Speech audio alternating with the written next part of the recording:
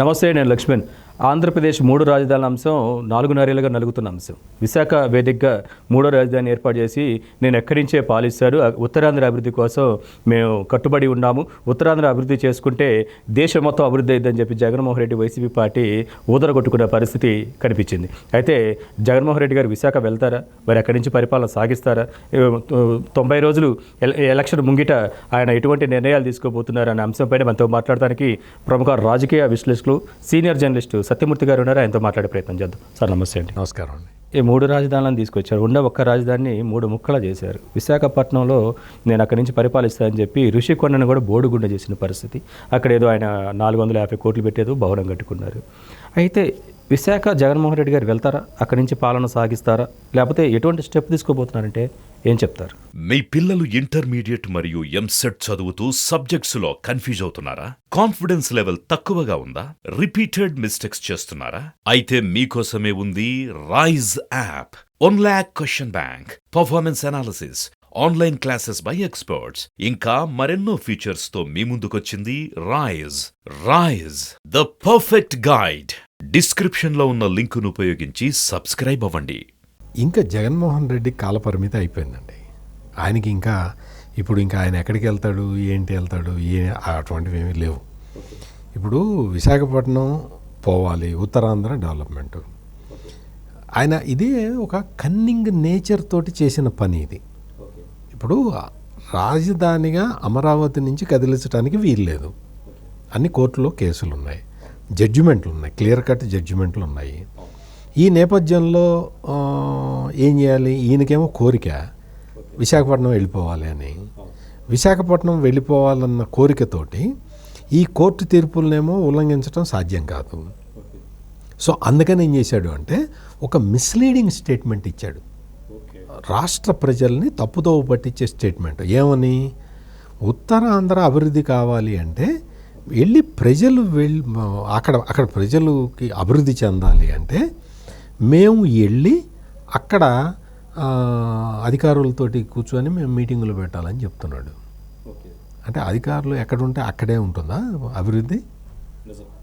అధికారులు ఎక్కడ ఉంటే అక్కడ అభివృద్ధి చెందే ఇదైతే మొత్తం ఢిల్లీలోనే అభివృద్ధి చెందాలి. అధికారులు చాలామంది అక్కడే ఉంటారు, మరి ఇంకెక్కడ అభివృద్ధి చెందడానికి వీల్లేదు. అంటే ఇటువంటి ఒక కన్నింగ్ స్టేట్మెంట్ ఇచ్చి రాజధానిని పరోక్షంగా, అంటే డైరెక్ట్గా కాకుండా ఇండైరెక్ట్గా తరలిద్దామని ప్లాన్ చేశారు. అంటే కోర్టు తీర్పులకి ఎక్కడ ఇది జరగకుండా ఒక కొత్త ఆర్గ్యుమెంట్ తీసుకొచ్చి దాని నుంచి పోవాలి. తన ప్లాన్ని నెరవేర్చుకోవటానికి ఈ విధమైన ఒక డొంక తిరుగుడు వ్యవహారాన్ని ఆయన తీసుకొచ్చి పెట్టాడు. ఆయన తీసుకొచ్చి అక్కడ పెట్టి ఇప్పుడు కోర్టులో కోర్టు కూడా ఏం చెప్పింది అంటే ఎంతమంది వెళ్తారు అధికారులు, అక్కడ ఎన్ని రోజులు ఉంటారు, ఏంటి కథ, దానికి సంబంధించిన వివరాలు ఇవ్వండి అని ఏపీ హైకోర్టు అడిగింది. ఈయన ప్లాన్ ఏంటి అంటే అక్కడ ఋషికొండ మొత్తం చేసి 533 కోట్లతోటి కట్టుకున్నాడు. టూరిజం ప్రాజెక్ట్ అని చెప్పి కట్టి అందులోకి ఇప్పుడు ఆయన కార్యాలయంగా మార్చుకుంటున్నాడు. కొండ మీద అక్కడే హెలిప్యాడ్ అది పెట్టుకున్నాడు, హెలికాప్టర్లో దిగటానికి. అదంతా ఒకటి పర్యావరణానికి విఘాతం కలిగించే చర్య. అంతేకాకుండా ఇక్కడ మొత్తం మనం గమనించాల్సిన విషయం ఏంటంటే మిలీనియం టవర్స్ అని చెప్పి చంద్రబాబు నాయుడు ఐటీ అభివృద్ధి కోసం కట్టాడు. అందులో ఐటీ పరిశ్రమలన్నింటినీ వెళ్ళగొట్టేసి అక్కడ గవర్నమెంట్ ఆఫీసులు పెట్టాడు. అక్కడ హాస్పిటల్ కోసం కొత్త బిల్డింగ్స్ కట్టారు. ఆ హాస్పిటల్ బిల్డింగ్స్ ఖాళీ చేయించేసి అందులో ఆఫీసర్లు ఉంటారు. ఇదే అభివృద్ధి అంటే? విశాఖపట్నం అభివృద్ధి, ఉత్తరాంధ్ర అభివృద్ధి అంటే ఇదే? మిలీనియం టవర్స్లో గవర్నమెంట్ ఆఫీసులు పెట్టడం అభివృద్ధా? మిలీనియం టవర్స్లో సాఫ్ట్వేర్ కంపెనీలు పెట్టి తద్వారా కొన్ని లక్షల మందికి ఉపాధి కల్పించడం అభివృద్ధా? ఆసుపత్రిలో రోగులు ఉండటం అభివృద్ధా? హాస్పిటల్లో నుంచి రోగుల్ని బయటికి వెళ్ళగొట్టేసి అధికారులు ఆఫీసులు పెట్టుకోవడం లేకపోతే నివాసం ఉండటం అదే అభివృద్ధి? ఏది అభివృద్ధి? ఉత్తరాంధ్రని అభివృద్ధి చేస్తానంటే ఉత్తరాంధ్ర అభివృద్ధి చేయటం దానికి ఒక మార్గం ఉంది. ప్రజల్ని భాగస్వాములను చేసి అభివృద్ధి ఎట్లా చేయాలనేది తెలియాలి. వాస్తవం. అంతేకాకుండా ఇటువంటి విషయాల్ని చూడకుండా నేను ఉత్తరాంధ్రను అభివృద్ధి చేస్తాను, నేను అక్కడికి వెళ్ళి కాపురం ఉంటానంటే నువ్వు ఎక్కడ కాపురం ఉంటే ఉంది? అవును, ఉత్తరాంధ్ర అభివృద్ధి అంటారు. విశాఖ ఉక్కుని ప్రైవేటీకరణ చేయడానికి అడుగులు వేస్తారు. అక్కడున్న చక్కెర పరిశ్రమలు మొత్తం మూతపడిన పరిస్థితి. మరోవైపు రైల్వే జోన్ ఇస్తాను, కార్యాలయం కడతానా కానీ భూములు ఇవ్వని పరిస్థితి. ఇటువంటి వ్యక్తిత్వం ఉన్న వ్యక్తి విశాఖ అభివృద్ధికి పాటుపడతారంటే జనాలు నమ్ముతారు అక్కడ? అక్కడ ఏం లేదండి, ఈయన అభివృద్ధి చేయాల్సిందేమీ లేదు. హుదూద్ తుఫాన్ వచ్చినప్పుడు విశాఖపట్నం నగరం మొత్తాన్ని రీబిల్డ్ చేశారు, అధునాతన సౌకర్యాలతోటి రీబిల్డ్ చేశారు.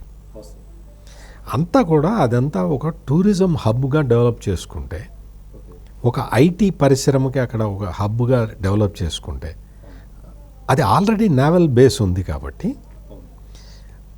ఈ రెండు చేయటం ఈజీ అవుతుంది. సో విపరీతమైన టూరిజం అట్రాక్షన్గా మారిపోయి విపరీతంగా విదేశీ పర్యాటకులు రావడానికి అవకాశం ఉంటుంది. టూరిజం ఇండస్ట్రీని పెంచుకోవచ్చు, ఐటీ ఇండస్ట్రీని పెంచుకోవచ్చు. వీటి వల్ల ఏంటంటే టూరిజం వల్ల, ఐటీ ఇండస్ట్రీ వల్ల అసలు విపరీతమైన ఎంప్లాయ్మెంట్ జనరేట్ అవుతుంది, రాష్ట్రానికి ఆదాయం వస్తుంది. ఈ రెండు కాదని నువ్వు తీసుకొచ్చి నువ్వు దాన్ని నేను రాజధానిగా చేస్తానంటే నీ రాజధాని ఎవరికి కావాలి? ఇది పరిస్థితి. అందువల్ల ఇతను విశాఖపట్నాన్ని డెవలప్ చేయటం అనే అంశం ఇక్కడ లేదు.